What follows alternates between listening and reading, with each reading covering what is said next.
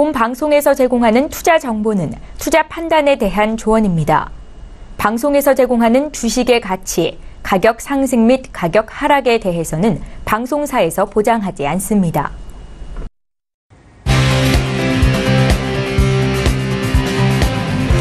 슈퍼스탁 발굴 프로젝트 글로벌 슈퍼스탁의 김민아입니다. 과거를 돌아볼 때 9월은 연중 성과가 가장 안 좋았던 달입니다. 특히 미국 다우존스 산업지수의 9월 수익률은 1896년 출범 이후 연중의 수익률이 가장 나빴던 것을 기록을 하고 있는데요.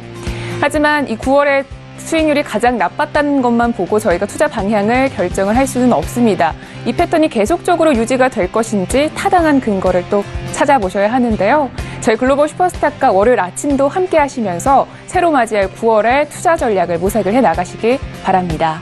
저희 방송은요, 서울경제TV 홈페이지 그리고 톡스타 홈페이지를 통해서 함께 하실 수 있습니다. cntv.co.kr, 톡스타.co.kr을 통해서 접속해 보시기 바랍니다.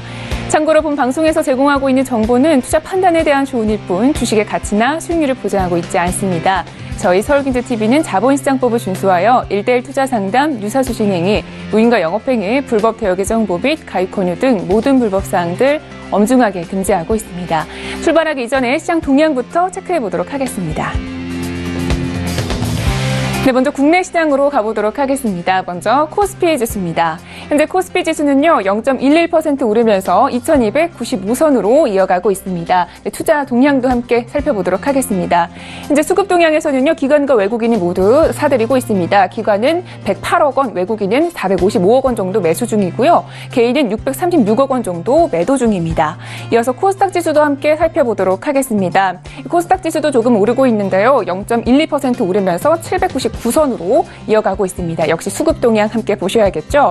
현재 코스닥에서는요, 기관과 외국인이 방향을 달리하고 있습니다. 기관은 46억 원 정도 매도 중이고요. 외국인은 76억 원 정도 매수 중입니다. 현재 이 시장에서 별로 거래량이 크지 않은 부분이 보여지고 있지만 국내 선물 시장에서는 외국인의 매도세가 크다는 점을 꼭 감안을 하셔야겠습니다. 이어서 해외 선물 지수 함께 살펴보도록 하겠습니다. 먼저 나스닥 지수입니다. 현재 나스닥 지수는요, 0.33% 오르면서 7,520선으로 이어가고 있습니다. 이어서 S&P 500 지수도 함께 살펴보시죠. S&P 500 지수는 0.19% 오르면서 2,882선으로 이어가고 있습니다. 이어서 달러 인덱스 살펴보도록 하겠습니다. 달러는 유로화 대비해서 약세를 이어가고 있습니다. 현재 달러 인덱스는 0.07% 소폭 내리면서 95선을 유지하고 있습니다. 이어서 골드 지수 체크해 보도록 하겠습니다. 달러가 약세를 이어가면서 골드는 상당히 오름세를 기록을 했었는데요. 현재는 보합권을 유지하면서 1,208달러로 거래가 되고 있습니다. 네, 마지막으로 크루드 오일 살펴보도록 하겠습니다. 중국이 미국산 원유 수입량을 또 재개할 가능성이 점쳐지면서 현재 크루드 오일은 올랐는데요. 현재는 0.16% 내리면서 68달러로 거래가 되고 있습니다. 이어서 중국 시장으로 가보도록 하겠습니다. 먼저 상해종합지수입니다. 금요일장 상해종합지수는요, 0.18% 소폭 오르면서 2,729선에서 마감을 했습니다. 이어서 항생지수도 함께 살펴보도록 하겠습니다. 반대로 항생지수는 내리면서 마감을 했는데요. 0.43% 내리면서 27,671선에서 약보합으로 마감을 했습니다. 네, 마지막으로 암호화폐 시세 확인을 해보고 가도록 하겠습니다. 9시 기준이고요. 업비트 기준의 시세를 알려드립니다. 현재는 아침장이 통상적으로 그랬듯이 움직임이 많이 없는 모습을 보여주고 있습니다. 여기서는 A다가 0.95% 하락을 하면서 가장 큰 폭의 움직임을 보여주고 있습니다. 다른 코인들도 함께 살펴보도록 하겠습니다. 다른 코인들의 움직임도 별로 포착이 되고 있지 않은 모습인데요. 퀀텀과 네오 그리고 비트코인 캐시가 하락하고 있는 부분까지 확인을 했습니다. 마지막으로 거래량 순위별로 체크를 해보도록 하겠습니다. 현재 1위에는 비트코인이 여전히 차지를 하고 있습니다. 저희 3위에 또 새로운 코인이 올라왔는데요. 아이콘이라는 코인입니다. 이 아이콘이라는 코인은 아이콘이라는 업체에서 새롭게 발행을 한 코인인데요. 이더리움과 같이 D앱을 구상을 하고 있는 업체입니다. 이렇게 해서 모든 시세를 확인을 해봤습니다. 이제 본격적으로 이슈 분석으로 들어가 보도록 하겠습니다. 저희 최영 캐스터와 함께 각종 이슈들 체크해 보시죠. 안녕하세요. 최유은입니다. 오늘 가장 핫한 이슈 두 가지 외신을 통해 함께 알아보도록 하겠습니다. 그 이전에 오늘 어떤 이슈들 나와 있는지 함께 체크해 보시죠. 먼저 첫 번째 이슈입니다. 네, 현재 이 미국의 폼페이오 국무장관 방북이 전격적으로 취소가 됐습니다. 이 미중 무역 전쟁 탓이 아니냐 이런 분석이 나오고 있는데요. 외신을 통해 함께 알아보고 이슈 분석까지 함께 해보도록 하겠습니다. 이어서 두 번째 이슈입니다. 국제유가가 미국의 이란 제재 및 금리 인상 기조에 상승세를 띄웠습니다. 외신을 통해 함께 살펴보도록 하겠습니다. 먼저 첫 번째 외신입니다. CNN에 나온 기사고요. 제목 보시면요. Trump is right. His trade war with China is causing a huge problem with North Korea. 이렇게 제목 나와 있는데요. 트럼프가 맞았다. 그가 중국과의 무역 전쟁으로 인해서 이 북한과도 이 큰 문제를 일으키고 있다. 이렇게 설명을 하고 있습니다. 자세한 내용 함께 보도록 하겠습니다. 현재 CNN에서는요. 이렇게 현재 보도를 하고 있습니다. 트럼프 미국 대통령이 다음 주로 예정됐던 마이크 폼페이오 국무장관의 북한 방문 계획을 전격 취소했다. 폼페이오 장관의 4차 방북 계획이 발표된 지 하루 만에 취소됨에 따라 북미 대화가 앞으로 정체 국면에 맞게 될 것으로 보인다. 이렇게 설명을 하고 있습니다. 그리고 이 북한의 방문이 취소된 진짜 이유가 현재 여기 나와 있는데요. 트럼프가 트위터를 통해서 이렇게 남겼습니다.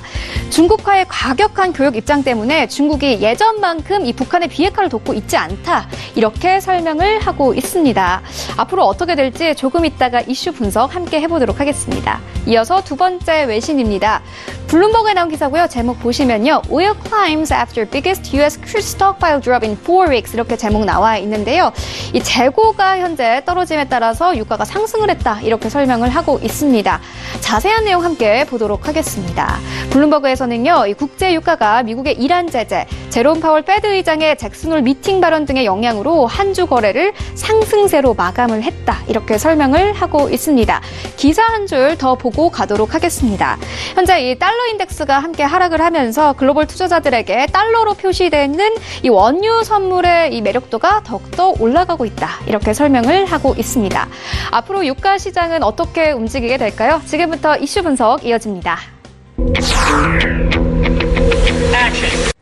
네, 최윤 퀘스터 수고하셨습니다. 이제 본격적으로 글로벌 이슈를 자세하게 분석을 해보도록 하겠습니다. 자, 월요일장 저희 글로벌 이슈 앤 가이드를 꾸며주시고 계시는 김은수 멘토님 스튜디오에 모셨습니다. 네, 안녕하세요. 네, 안녕하세요. 네, 반갑습니다. 네. 자, 함께 이슈를 또 분석을 해봐야 할 텐데요. 자, 지난주 미중 차관급 협상이 합의 없이 또 마무리가 됐습니다. 향후 대화 일정도 잡지 못하는 등 성과가 굉장히 없었다라는 평가가 많은데요. 이로 인해서 방북까지 좀 취소를 한 상황입니다. 두 국가 모두 좀 강경한 모습을 보였다고 하는데 협상 과정에서 어떤 이야기가 오갔을까요? 그렇습니다. 지금 도널드 트럼프 대통령이 마이크 폼페이오 국무장관의 이 4차 방북 일정을 취소했습니다. 한반도 비핵화와 관련해서 현재 지금 충분한 진전이 이루어지지 않다라고 느끼기 때문이라고 말을 했는데요. 또한 지금 중국이 이전처럼 비핵화 절차를 돕고 있지 않다고 지금 생각을 한다. 그렇기 때문에 이 방북을 취소했다라고 도널드 트럼프가 이렇게 설명을 했습니다. 아마도 방북은 지금 중국과의 무역 관계가 해결되고 그 난 후에 지금 이제 방북이 일정이 잡힐 것으로 예상이 되고 있고요. 방북 취소의 원인으로는 지금 국제 원자력 기구인 IAEA 즉 북한의 핵 활동 중단 조짐이 지금 없다라고 이렇게 평가가 나왔고 지금 미중 차관급 통상 협상이 사실상 진행되지 않았습니까? 하지만 오히려 서로 더욱 이제 강경한 모습을 좀 보여주는 그러한 모습을 볼 수가 있었고요. 그래서 이제 무역 전쟁은 당분간 좀 장기간으로 계속될 전망입니다. 아직 무역 협상의 이 승리자가 이제 누구냐에 따라서 지금 판단을 하기는 사실상 좀 어렵습니다. 하지만 국가적으로 봤을 때 지금 중국은 현재 경제 성장이 굉장히 둔화가 되고 있고요. 주가 또한 떨어지고 있는 상황입니다. 또 부채도 계속 쌓이고 있고요. 하지만 반대로 미국은 지금 워낙에 경기가 좋은 상황입니다. 그렇기 때문에 이 전날장에 제롬 파월의 이 완화적인 발언으로 인해서 S&P 500, 나스닥 지수가 최고치를 경신하기도 했었습니다. 지금 그렇기 때문에 중국에서 봤을 때는 좀 중국의 이 고율 관세 피해를 이제 다른 부분에서 덮을 수 있을 정도로의 이 상당한 이 영향력이 있는 그런 미국 경제 상황이고요. 지금 지수에 관련해서는 자세한 이 매매 전략은요, 이 매매 가이드 시간에서 전달해드리도록 할 거고요. 앞으로 지금 현재 상황에서는 사실상 이 미국이 조금 더 유리하다라고 말씀드릴 수가 있습니다. 네, 알겠습니다. 자, 그런데 이 미국과 중국의 무역 전쟁은요, 사실 경제 규모 1, 2 국가가 지금 다투고 있는 상황이기 때문에 미국 입장에서도 좀 좋지만은 않을 것 같습니다. 현재 좀 세계 경제에도 굉장히 부정적인 영향을 미치지 않을까 이렇게 우려가 되고 있는데요. 세계 경제는 어떤 영향을 미치게 될까요? 맞습니다. 지금 물론 미국이 유리하기는 합니다. 하지만 좀 이런 상황이 오래 가게 된다면요. 지금 중국으로부터 고율 관세가 좀 집중된 농산물과 이 자동차 산업 쪽에서 이 미국 정부도 좀 다른 길을 찾아야 되지 않을까라고 예상이 되고 있습니다. 앞서 말씀드린 대로 지금 지난달 이후에 미국 양국이 서로 500억 달러치의 지금 고율 관세를 부과를 한 상황입니다. 또한 지금 미국 정부는 2천억 달러의 이 추가 관세를 예고한 상황이고요. 앞으로 이 3천억 원 달러 규모의 이 부가 관세가 남아 있다라고 밝혔습니다. 이게 1천억 달러 규모의 제품이 관세가 발생될 경우에요. 이 전 세계 무역의 약 0.5%가 감소를 하게 됩니다. 만약에 지금 미국 정부의 대중국 관세 계획이 모두 현실화가 된다. 그리고 이 중국의 보복 관세의 영향과 합치게 된다면요. 이 전 세계 교역량이 2에서 3% 정도 줄어들게 된다는 말이거든요.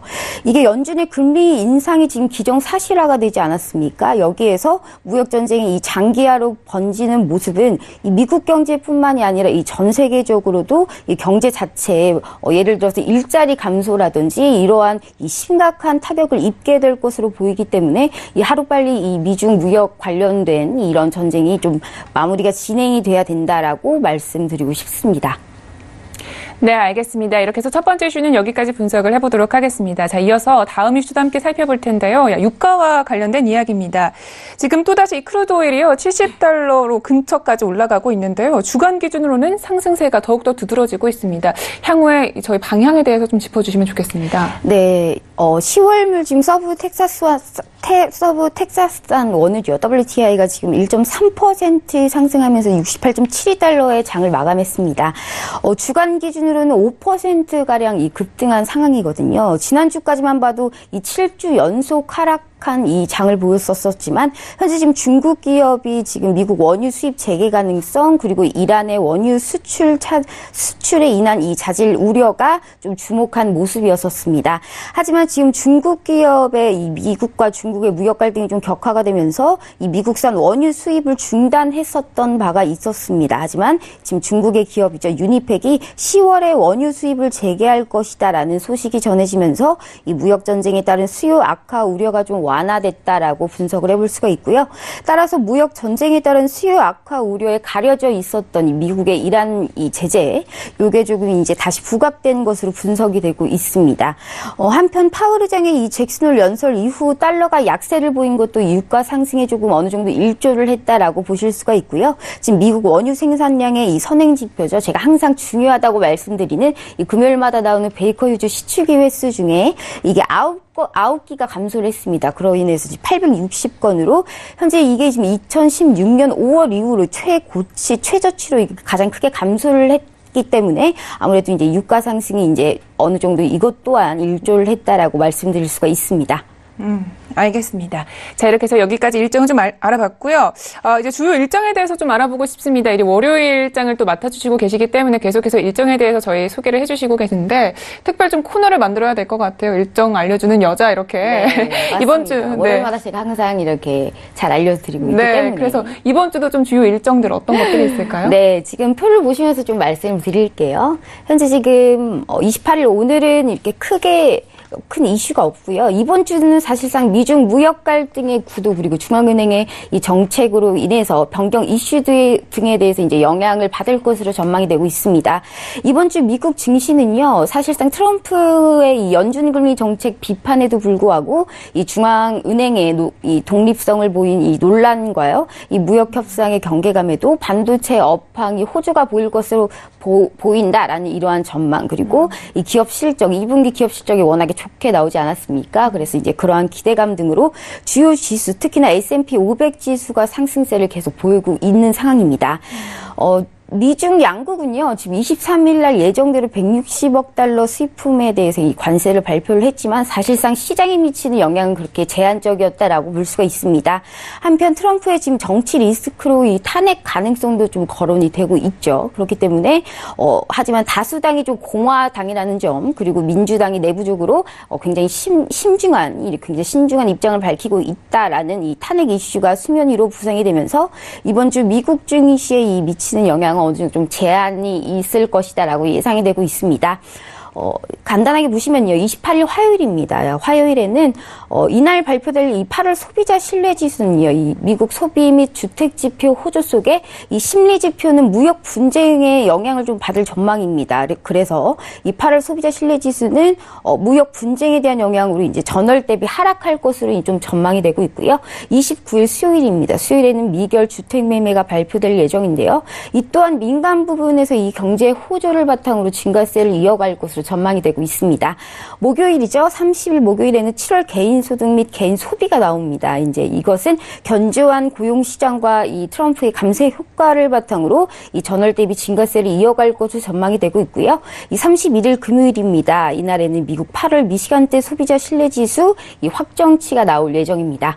네. 알겠습니다. 이렇게 해서 모든 이슈를 여기까지 짚어봤습니다. 이번에는요, 본격적으로 해외 선물에 잘 대응할 수 있도록 우리 멘토님의 가이드를 한 줄 평 듣도록 하겠습니다. 네, 멘토님, 오늘의 가이드는요? 네, 오늘의 가이드는요, 이 매버리 기자 투사, 진실을 말하는 미 공화당의 별이 지다라고 한번 정해봤습니다. 네, 존 맥케인에 대한 이야기를 하시는 것 같은데요. 네, 구체적으로 가이드 설명 부탁드릴게요. 네, 존 맥케인 이 상원의원이 지금 뇌종양 이 투병 끝에 이제 결국 별세를 했다는 그런 이슈를 받았습니다.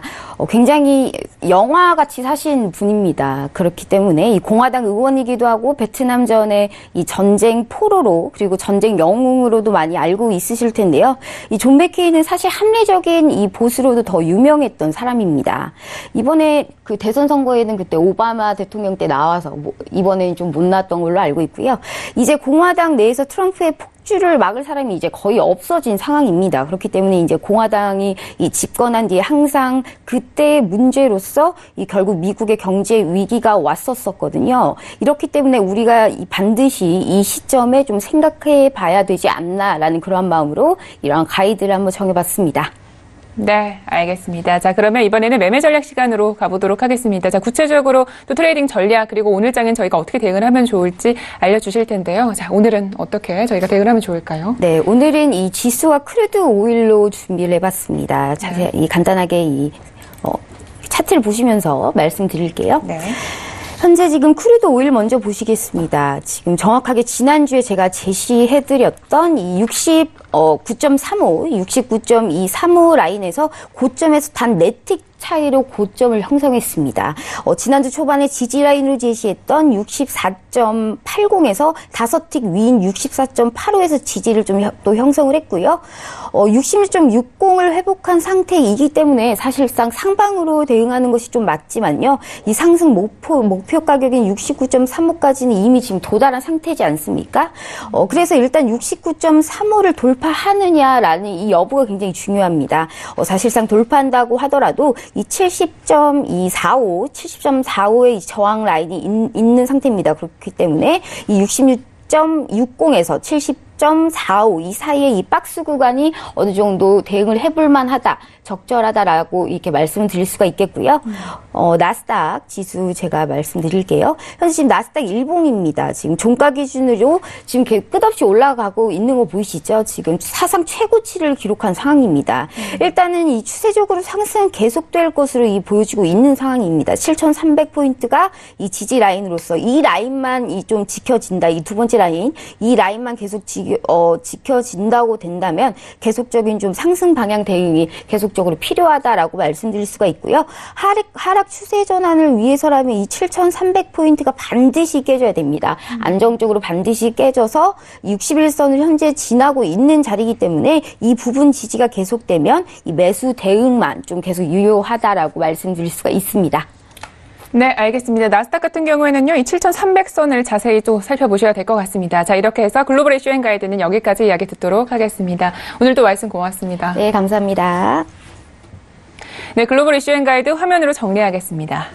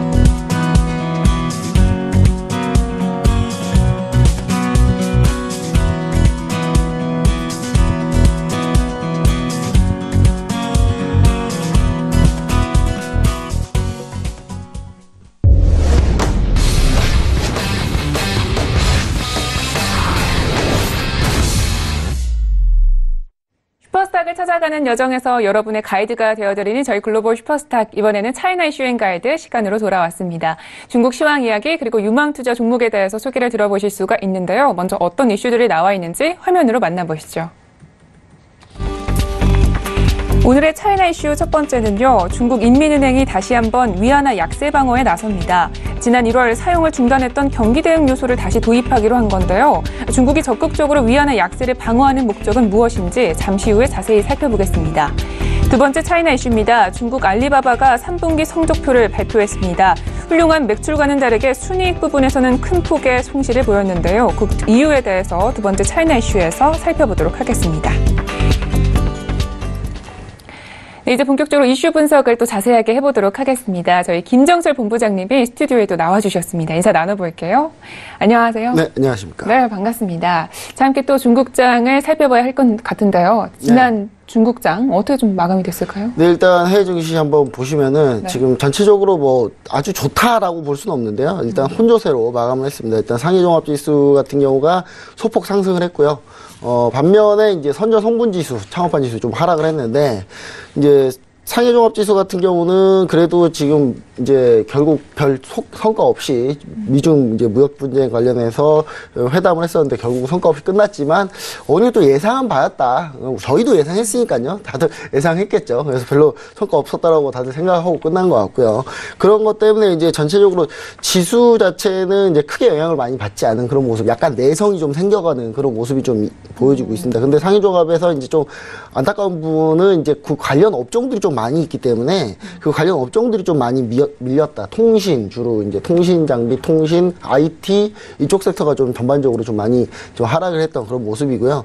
그 다음에 이제 상승 업종으로는 이제 금융주들 위주로 상승을 했는데, 일단, 지금 호재가 하나 있었습니다. 그 중국 내 은행이나 자산운용사 관련해서 외국인 지분 제한을 철폐하겠다라는 얘기가 나오면서 그 부분 때문에 좀 금융업종이 좀 상승하다 보니까 상해종합 같은 경우가 금융업종이 상당히 비중을 많이 차지하고 있거든요. 그래서 그것 때문에 좀 상승한 모습이고, 최근에 이제 홍콩 증시가 조금 살짝 좋진 않은데, 홍콩 항생지수 보시면 아시겠지만, 이제 좀 많이 올라오진 못하고 있습니다. 올라오지 못하고 있는 모습인데, 항생지수 같은 경우 주요 이제 이슈가 뭐냐면, 홍콩 증시의 대장주라고 불리는 이 텐센트가 계속 실적이 안 좋아, 향후에도 계속 좋을 거냐, 이런 부분에 논란이 계속 있다. 뭐 이렇게 좀 보시면 좋을 것 같고, 홍콩 같은 경우도 홍콩 이제 중앙은행이죠. 홍콩의 중앙은행이 이제 홍콩 달러를 적극적으로, 같이 방어를 위해서 매수를 하고 있는 그런 모습까지 보여지면서, 이 부분도 같이 좀 많이 체크를 해보시면 좋을 것 같습니다.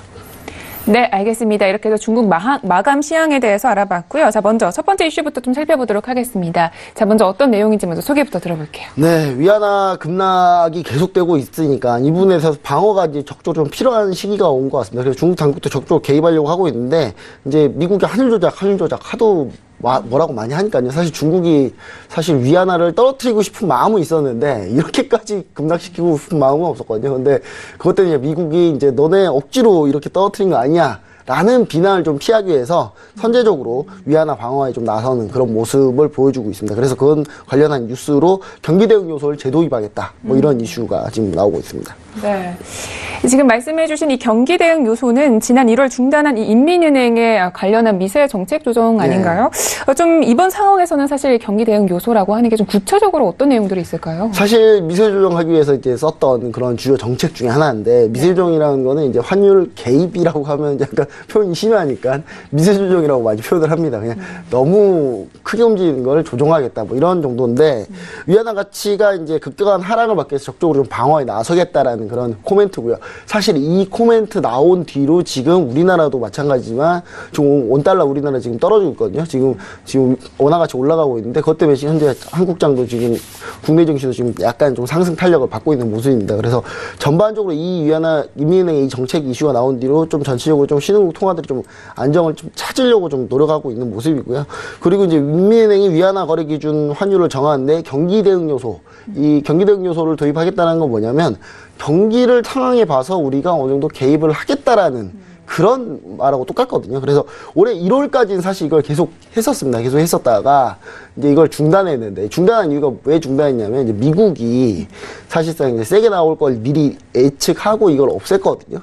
반대로 그때 위안화가 계속 올라가고 있었습니다. 절상하고 있었기 때문에 더 절상시켜서 미국의 비난을 좀 피하려고 노력했다가 이제 미중 무역 분쟁이 발생한 뒤로 위안화가 폭락을 하게 되면서 이 부분에 대한 경기 대응 요소를 진행하겠다라는 얘기니까요. 그러니까 올해 초하고는 정반대의 상황이거든요. 그래서 중국 정부가 독자적으로 좀 판단을 좀 해보겠다라는 얘기이기 때문에 이 부분이 이제 위안화 약세를 조장한다는 미국의 이제 비난을 사전에 좀 방어하기 위해서 위안화 강세 포인트로 경기 대응 요소를 이용하겠다라는 그런 의미입니다. 그 전에는 위안화 약세로 이걸 이용했었거든요. 그래서 이번에는 위안화 강세로 경기 대응 요소를 재도입하겠다 이런 요소이기 때문에 그 기존하고 좀 반대다 이렇게 보시면 좋을 것 같습니다. 네.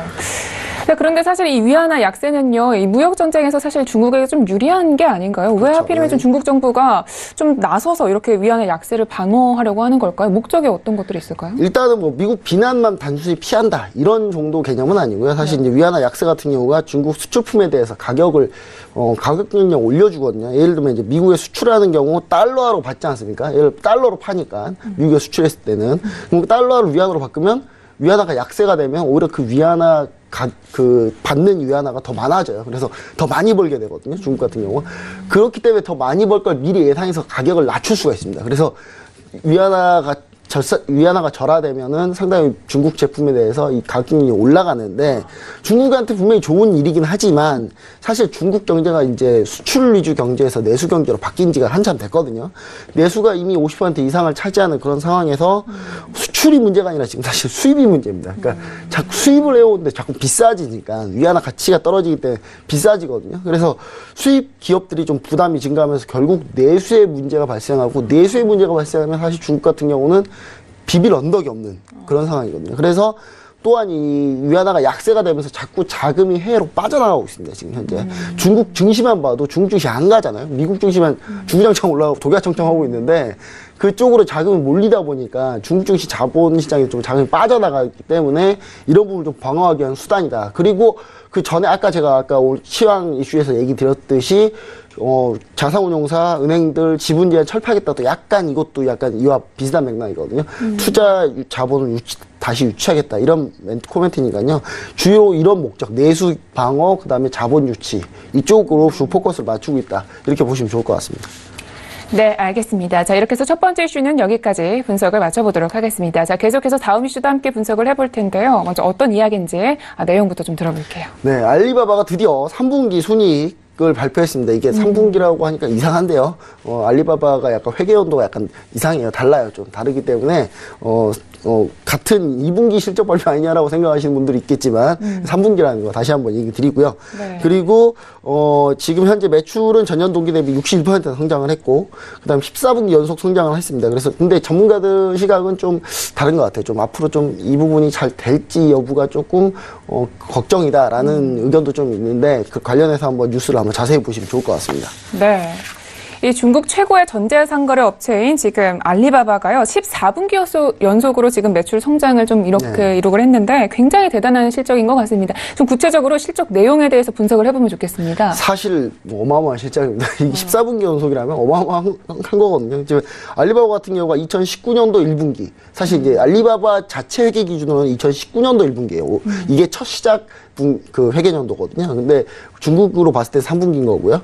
그 다음에 알리바바 같은 경우 2019년도 1분기 알리바바 매출이 809억 위안이 나왔어요. 우리나라 돈으로는 한 13조 원 정도 됩니다. 13조 원, 매출이 13조 원이면 뭐 삼성전자보다는 안 되지만, 삼성전자 안 되지만 그래도 좀 뛰어난 수준이다라고 보실 수 있고요. 전년 동기 대비해서 무려 61%나 증가했습니다. 1년 만에 61%가 증가한 거죠. 전자상거래뿐만 아니라 클라우드 컴퓨팅 등 전 분야에서 전체적으로 고루 성장을 했는데 전자상거래가 물론 비중은 큽니다. 691억 위안으로 전년 동기 대비해서 93% 전자상거래 부분이 어마어마하게 증가를 했고 특히 이제 광군제 때문에 그런 것 같아요. 11월 11일 날 정오가 얼마 안 남았는데 또 그때 또 엄청난 매출을 좀 기록하려고 하고 있는 것 같습니다. 그리고 클라우드 컴퓨팅, 미디어 엔터 이 부분이 64%, 46% 각각 증가를 했고요. 지난해 이제 티몰, 타오바오 지금 페이스북이나 다른 데는 지금 사용자 수 감소를 걱정하는데 지금 이 알리바바 같은 경우는 티몰하고 타오바오 온라인 실시간 이용자 수가 5억 7,600만 명으로 2,400만 명이 증가했고요. 모바일은 더 대단합니다. 6월 한 달간에만 6억 3,400만 명으로 1,700만 명이 증가했거든요. 그래서 상당히 좀 실제 이용자 수나 이런 매출은 상당히 좋다. 주로 이 전자상거래 업체나 이런 판매 업체들 같은 경우는 매출이 제일 중요합니다. 사실 매출이 제일 중요하니까 이 매출이 늘었다는 부분이 주요 포커스다. 뭐 이렇게 보시면 좋을 것 같습니다. 네, 알겠습니다. 5억 명이라고 하니까 굉장히 참 우리나라에서는 볼 수 없는 그런 수치가 아닌가 이렇게 생각이 드는데 일단 전자상거래 업체니까 아무래도 매출이 좀 중요하긴 합니다만 지금 보니까 순이익 부분에서는 좀 줄어든고 아쉬운 부분이 많은 것 같아요. 순이익은 왜 이렇게 줄어드는지 좀 이유에 대해서 알고 싶은데 아무래도 좀 경쟁이 심화됐기 때문일까요? 네, 일단 경쟁 심화 측면도 있는데 일단 보너스를 많이 줬다. 뭐 이렇게 좀 합니다. 지금 순이익 같은 경우가 86억 9천만 위안으로 한 1조 원 정도 순이익을 거뒀는데 이 순이익 같은 경우가 좀 41% 감소를 했어요. 순이익은. 근데 이제 금융자회사 엔트파이낸셜, 이 엔트파이낸셜이 이제 알리페이를 하는 곳이거든요. 이 알리페이 서비스라는 이 엔트파이낸셜이 특별 손실이 났습니다. 특별 손실이라는 게 계정이 따로 항목이 따로 있거든요. 그 항목이 뭐 어떤 항목이냐면 주로 이제 111억 8천만 위안을 보너스로 지급했습니다. 지금 저도 알리바바로 취업하고 싶네요. 갑자기. 네, 일단 이거 보너스로 나왔고요. 이걸 제외하면 오히려 순이익은 증가했다. 특별 회계 특별 손실을 좀 빼버리면 오히려 순이익은 증가했다. 뭐 이렇게 보시면 좋을 것 같은데요. 근데 다만 이제 우려하는 부분은 뭐냐면 징둥하고 판도더, 샤오홍슈, 특히 이제 징둥은 사실 알리바바한테 상대 안 되는 것 같아요. 근데 판도더가 요즘에 엄청나게 지금 뛰어오르고 있거든요. 이 판도더 등 이 경쟁사들이 상당히 좀 급격하게 성장하면서 전자상거래 부분에 앞으로 치열한 경쟁을 좀 예고하지 않나. 뭐 이런 부분들 때문에 알리바바가 뭐 아주 뭐 긍정적이다 항상 그렇게 보고 있지는 않다. 뭐 이렇게 좀 얘기를 좀 드릴 수 있겠습니다. 네, 알겠습니다.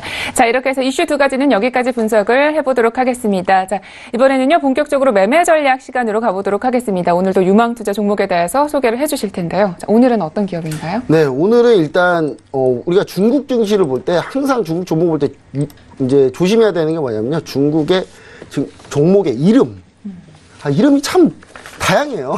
좀 하나로 좀 통일되면 참 편하겠는데 중국은 이제 첫 번째 중국 한문으로 된 이름, 그 다음에 중국에서 불리는 이름, 그 다음에 영문 이름. 이 세 개를 꼭 같이 다 아셔야 된다라는 얘기 다시 한번 드리고요. 중국 주식 오늘 소개해드릴 종목은 중국 망가입니다. 예, 뭐 그냥 들어봤을 때 무슨 과자 회사인가 생각할 수 있겠지만 왕커라면 우리가 다 알아요. 왕커 하면 중국 부동산 업체. 근데 이 왕커가 홍콩에 상장돼 있는 명이 중국 만과 중국 망가입니다. 그래서 이 부분이 이제 잘못 소개되는 경우도 가끔 있어요. 보면은 중국 관련한 프로그램들 보면은 꼭 이런 거 매매도 안 되는 종목을 막 소개하는 경우도 있고 막 이렇게 하거든요. 왜냐면 중국 명이 좀 다 달라가지고. 그래서 이제 대표적인 중국 부동산 개발업체입니다. 중국 부동산 개발업체고 2018년도 2분기 매출액이 736억 위안으로 50% 증가했고요. 순이익은 82억 위안, 해서 25%가 증가했는데, 이게 재무 비용이 좀 증가해가지고, 역시 알리바바와 마찬가지로 이 왕커도, 순이익이 좀 증가세는 좀 둔화됐는데, 왕커가 현금 자산만 1,596억 위안이 있어요. 그러니까 유동부채 약 3배. 물론 이 유동자산이 엄청 많다고 해서 좋은 건 아닙니다. 다만, 특히 부동산 개발업체 같은 경우는 이 유동자산 많은 게 좀 재무제표 볼 때 중요하거든요. 왜냐하면 당장 즉시 현금 투자할 게 상당히 많기 때문에 그런 부분 때문에 충분히 이제 투자할 여력이 좀 많다라고 볼 수 있고, 그 다음에 지난 6월에 이제 중국 지방정부가 부채 관리하겠다 그래가지고 지방정부 부채 관리 때문에 이제 국가개발은행에서 대출 심사를 좀 이렇게 강화를 했습니다. 그래가지고 그 악재 때문에 좀 쭉 주가는 밀렸는데, 그래서 주가가 좀 밀린 겁니다. 밀렸는데 여기에 무역 분쟁 이슈도 있고요. 근데 무역 분쟁이 사실 부동산 업체랑 별로 상관이 없거든요. 중국 부동산 쪽은 지금 정말 호황이기 때문에, 그래서 이제 그 실적 우려 때문에 좀 밀렸던 거랑, 그 다음에 이대주주 바오농이 이제 지분 매각을 하게 되면서 그 악재가 좀 반영을 하고 있었는데, 그게 좀 어느 정도 다 반영되지 않았나라는 생각을 좀 할 수 있겠고요. 중국 부동산 같은 경우는 경기 부양, 다시 중국이 이제 통화 완화 쪽으로 틀었기 때문에, 그 부분 때문에 다시 또 단기적으로 수혜가 충분히 가능하다. 뭐 이렇게 좀 볼 수가 있겠습니다. 그래서 단기 수혜가 충분히 가능한 부분이기 때문에 최근에 이제 다시 접근해 보면 가장 좋지 않나라는 생각을 해보고요. 정확하게 한번 차트를 좀 보시면은 차트상에서 현재 지금 쭉 밀렸죠. 쭉 밀렸는데 지금 쌍바닥을 이쁘게 아주 예쁘게 미인 차트처럼 이렇게 찍었죠. 찍어서 올라오는 우상향하는 흐름으로 자기 패턴을 변화하고 있는데 지금 매수가는 딱 지금 자리가 좀 적정하지 않나. 그다음 무역 분쟁에서 그렇게 크게 영향받지 않은 그런 업종이라는 점, 그 부분 때문에 좀 보시면 좋을 것 같고요. 매수가는 25.100 보시면 좋을 것 같고 손절가는 여기 22점 전저점 라인이기 때문에 22.100. 그래서 손절가 잡기도 편한 라인이다. 그리고 1차 목표가는 28.400. 2차 목표가는 35.400 이렇게 잡아주시면 부동산 개발업체 포트폴리오 상으로도 상당히 경기 민감하긴 합니다만은 다른 업종이기 때문에 포트폴리오 상으로도 좀 편입할 만한 종목이다. 이렇게 좀 얘기를 좀 드리고 싶네요. 네, 알겠습니다. 홍콩에 상장되어 있는 기업입니다. 중국 만과에 대해서 오늘은 이야기를 들려주셨습니다. 자, 이렇게 해서 차이나 이슈 앤 가이드는 이야기 여기까지 듣도록 하겠습니다. 네, 말씀 오늘도 고맙습니다. 네, 감사합니다. 네, 차이나 이슈 앤 가이드 화면으로 정리하겠습니다.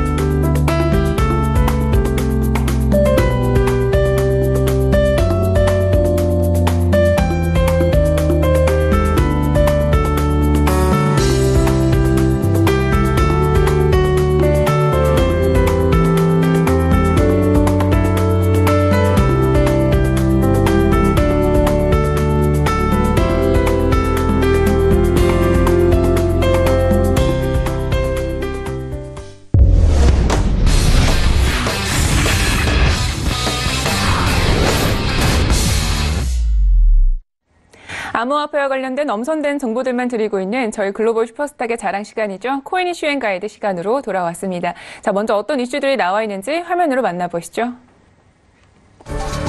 첫 번째 코인 이슈입니다. 미국 SEC가 비트코인 ETF 승인을 재검토하겠다는 의사를 밝히면서 재차 시장의 이목을 끌고 있습니다. 과연 이번에는 무사히 승인이 될 수 있을까요? 이를 바라보는 업계 시각에 대해 잠시 후에 알아보겠습니다. 두 번째 이슈입니다. 세계은행이 호주 최대은행과 손잡고 블록체인 기반의 채권을 발행합니다. 이 채권은 무엇이고 또 어떻게 운용될 예정인지 이선주 멘토와 함께 자세히 살펴보는 시간 마련했습니다. 네, 본격적으로 이슈 앤 가이드를 시작을 해보도록 하겠습니다. 저희 이선주 멘토님과 함께합니다. 네, 멘토님 안녕하세요. 네, 안녕하세요. 네, 반갑습니다. 오늘 굉장히 화사하신데. 감사합니다. 네, 일단 이슈 분석부터 해보도록 하겠습니다. 자, 먼저 어떤 내용인가요? 네, 계속 화제를 모으고 있죠. 이제 ETF 승인 여부에 대해서 이제 촉각이 곤두세워져 있고 있는데요. 지난 22일에 미국 증권거래위원회 SEC가 지난달 윙크보스 형제의 비트코인 지수 연동 펀드 ETF를 거절한 데 이어서 다른 9건의 비트코인 ETF에 대해서도 승인 요청을 받아들이지 않고 있습니다. 이에 대해서 재검토를 한다는 소식이 바로 그 다음날 전해졌는데요. 미국 SEC가 이제 자사 홈페이지를 통해서 비트코인 ETF 재검토에 나선다는 내용의 편지를 공개를 했습니다. 다만 업계에서는 이번 이슈를 판단하는 4명의 위원 중에 오로지 1명만 ETF를 허용해야 된다는 입장을 밝혔고요. 나머지는 좀 앞으로는 좀 시기상조다라는 입장을 제시하고 있는데요. 여기에 대해서 과연 재검토 어떤 결과가 나올지 계속해서 피드백 드리도록 하겠습니다. 네. 그러니까 그 한 분이 나머지 3분을 좀 설득을 할 수 있을지가 관건인 것 같은데요. 이 미국 SEC 비트코인 ETF 재검토 결과는 언제 나올까요? 사실 재검토 여부가 언제 나올지는 정확히 알 수는 없는데요. 이제 본격적으로 9월 달 안에 다시 한번 이야기가 자세히 나올 것으로 예상은 되고 있습니다. 다만 이제 SEC의 재검토 소식에 결과가 뒤집힐 수 없다는 의견이 좀 더 우세한데요. 이제 블룸버그 같은 경우는 피어스 위원, 그러니까 유일하게 비트코인 ETF에 대해서 승인을 해야 된다라고 입장을 받긴 찬성을 한 그 피어스 위원은 윙클보스 형제가 내놓은 비트코인 ETF 승인을 계속해서 주장을 하고 있겠지만 제이 클레이튼 의장이 역시 찬성을 하지 않고 있습니다. 의장이 일단 찬성을 하지 않기 때문에 이들을 어떻게 설득할지가 좀 관건이고요. 그리고 비트코인 ETF가 또 여러 가지 이제 거래소 행위법이라든지 이런 것들을 들어서 비트코인이 사기 행각에 아직까지 이용되기 쉽다라는 그게 바로 ETF 불허의 또 핵심 근거로 강조를 했는데요. 지금 이제 ETF가 3건의 승인 심사를 진행한 위원 중에서 이제 7명이 보고서를 통해서 비트코인 시장에서 일어나는 조작 행위가 좀 심각한 수준이다. 그래서 사실 블록체인 기술이라든지 비트코인 자체의 그런 활성화에 대해서는 규제를 가할 입장은 아니지만 아무래도 확실한 그 국제법적으로 그리고 또 국가적으로 정립이 되지 않았기 때문에 여기에 대해서는 비트코인 선물 시장이 워낙 크기 때문에 그 피해 규모가 우려되기 때문에 좀 자제를 하고 지금은 좀 빠르다라는 입장을 밝히고 있습니다. 그리고 이제 뭐 시장의 건전성이라든지 시스템이 미흡한 것도 여전히 어떻게 할 것인지 아직까지 확실한 그런 토의가 되지 않기 때문에 좀 더 지켜봐야 될 것 같습니다. 네, 알겠습니다. 그러면 이번 좀 결정과 관련해서 시장 내부의 반응에 대해서 궁금한데요. 이번에 좀 재검토 발표와 함께 좀 시장 내부들은 어떤 이야기들이 오가고 있을까요? 네, 일단 찬성 먼저 말씀을 드리면요. 시카고 옵션 거래소의 이제 크리스 콩캐넌 최고 경영자 같은 경우는 이달 중순에 미 SEC가 비트코인 ETF를 승인한다면 시장에 활력을 불어넣을 것이다라고 자신을 했는데요. ETF 상품을 신청한 프로세어 이제 관계자 역시 신청서를 통해서 승인이 된다면 시장 참여자 간 경쟁이 향상돼서 투자자들이 이익을 볼 수 있을 것이라고 밝히기도 했습니다. 그래서 무조건적으로 비난하기보다는 그 적합성에 따라서 기준을 세우고 투자자를 보호해야 한다고 주장을 했는데요. SEC의 지적처럼 아직까지 시기상조라는 반응도 만만치 않습니다. 일단 암호화폐 자산운용사인 크레센트 크립토를 창립한 크리스 마티가의 입장을 보면요. 이제 거래소들의 시장 규모가 아직 작기 때문에 충분히 가격 조작이 가능하다라고 밝혔는데요. 그래서 관련 규제가 들어서지 않는 한 비트코인 ETF는 그냥 가능성으로만 남을 것이다. 그래서 연말 내 승인될 일은 없다고 믿고 있다라는 의견까지 함께 이제 제시를 했는데 비트코인 ETF가 사실 출시가 된다면 어떤 규제의 불확실성이 약간 해소되면서 확실히 암호화폐 시장 지금 많이 시세가 낮아져 있는데 오를 것이라고 예상이 되거든요. 그래서 관계자들은 좀 됐으면 좋겠다라는 입장을 밝히고 있는데 사실상 어떻게 될지 지금은 좀 불리한 쪽으로 보이지만 또 워낙 급변하기 때문에 좀 더 지켜봐야 될 것 같습니다. 네, 알겠습니다. 또 새로운 소식이 있으면 저희가 또 발빠르게 알려드리도록 하겠습니다. 자, 이렇게 해서 첫 번째 이슈는 여기까지 분석을 해보고요. 계속해서 또 두 번째 이슈도 함께 분석을 해보도록 하겠습니다. 자, 먼저 어떤 내용인지 이야기 들려주세요. 네, 3대 국제경제기구가 우리가 잘 아는 국제통화기금 IMF 그리고 세계무역기구 WTO가 있는데요. 마지막으로 월드뱅크 세계은행을 뽑습니다. 이제 월드뱅크가 이제 호주 최대 은행인 CBA와 함께 블록체인 기반의 채권을 발행한다는 소식을 전해드리는데요. 아무래도 이제 전 세계적으로 뻗쳐나가서 세계적인 금융기관과 손잡고 블록체인 기술을 이용하고 있다는 거에 의의를 두고 이 기사를 한번 접하게 됐는데요. 로이터 통신에 따르면 이제 세계은행은 이번 주말 1억 호주 달러 약 818억 원 규모의 블록체인 기반의 채권 본드 I를 발행할 예정입니다. 세계은행은 이 채권을 2년 만기 그리고 2.251%의 수익률로 책정을 했는데요. 오는 8월 28일 날 이제 결제될 것이라고 밝혔습니다. 세계은행이 앞서 지난 10일이었죠. 호주 CBA와 블록체인을 적용한 채권 발행 및 매매를 관한 독점 계약을 맺었는데요. 이제 블록체인 기술을 활용한다면 일단은 거래 절차가 단순화될 것이고 또 운영의 효율성을 높여서 뭐 수수료라든지 이런 여러 가지 이점이 있을 것이라고 밝혔는데요. 여기에 대해서 좀 더 오늘 본드 I 채권은 어떤 것인지에 대해서 좀 다뤄볼까 합니다. 네. 이 세계은행이 이번 프로젝트에 가담했다는 소식에 이목이 굉장히 주목이 될 것 같은데요. 자, 그렇다면 본격적으로 좀 알아보겠습니다. 이번 본드아이 채권 좀 어떻게 운영이 될까요? 네, 본드아이 채권은 프라이빗 이더리움 블록체인을 활용해서 운영이 되고 있는데요. 전송과 관리 역시 블록체인 기술을 활용을 합니다.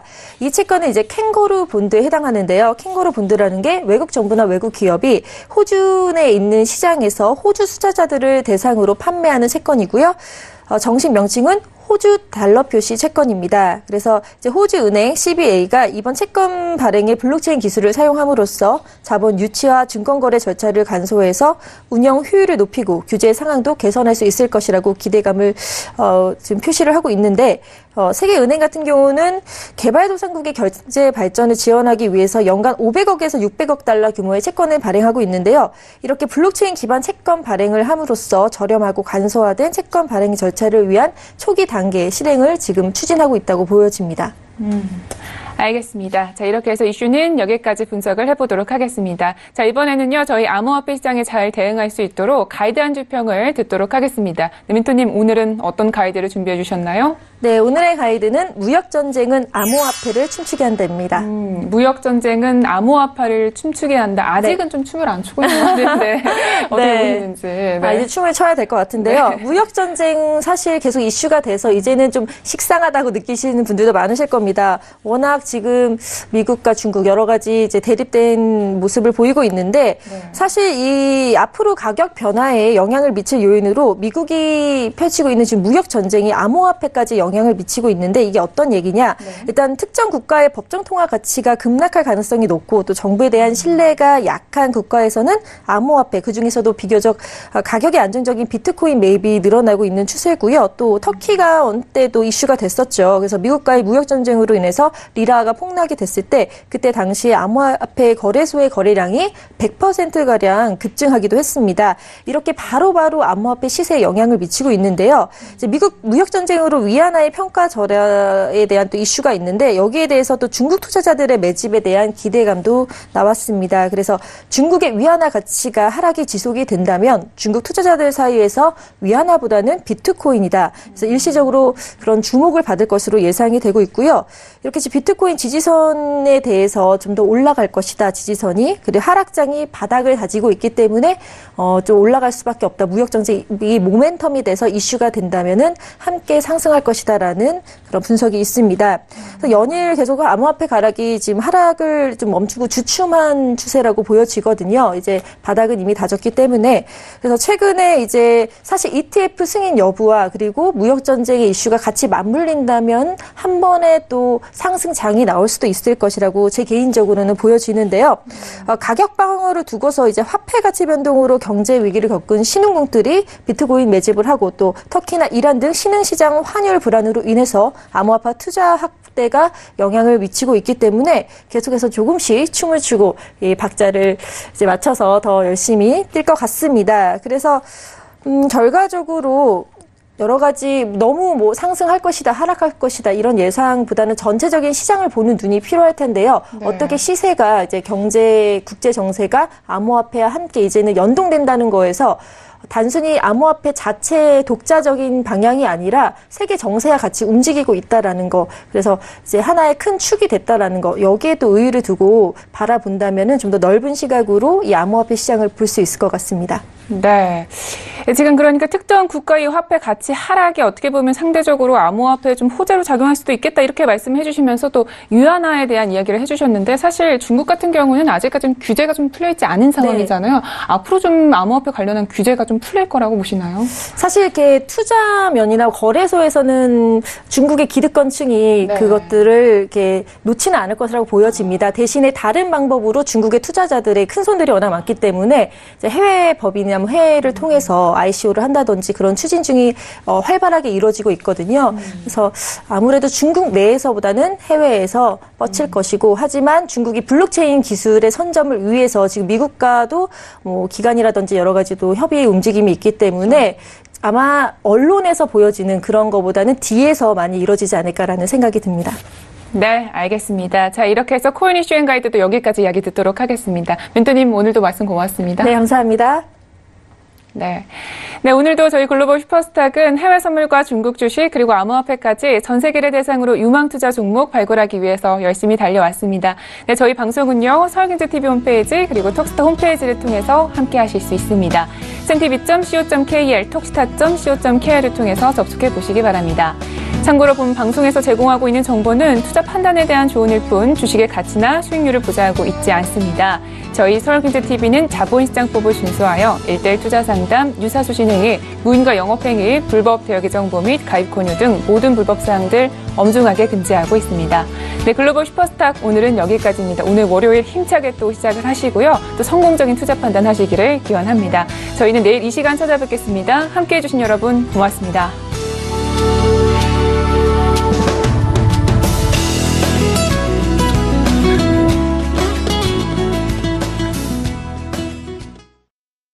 본 방송에서 제공하는 투자 정보는 투자 판단에 대한 조언입니다.